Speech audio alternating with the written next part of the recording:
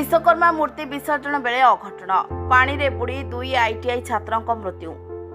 विश्वकर्मा मूर्ति विसर्जन बेले अघटन मयूरभंज जिला बारिपदा सहर उपकंठ काठफाल बंधरे बुड़ी 2 आईटीआई छात्रों मृत्यु होईछि।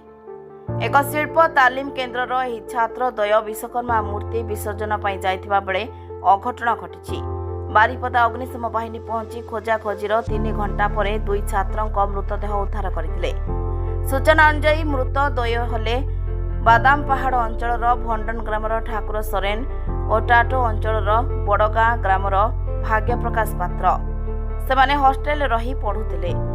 2 जन छात्रींकर शरीर असुस्थ पई हॉस्टेल दायित्व थिबा शिक्षक सेमानंकु डाक्तरखाना नै जाइथिबा बेले छात्र माने मूर्ति विसर्जन पई बंधकु आसीथिले। तेबे मूर्ति विसर्जन बेले असावधानता कारणरू प्रकाश पानी रे बुड़ी जाइथिले। सूचना थाउ कि गणेश पूजा मूर्ति विसर्जन समय बारिपदा सदर थाना अधीन लक्ष्मीपसी निकट सुवर्णरेखा केनाल 2 जन ओएभी छात्र बुड़ीबार 4 दिन पर पुणी एभली घटना चिंताजनक साजिछि। मयूरभंज बारिपदारू गौरदास गिरी रिपोर्ट मंथन लाइव।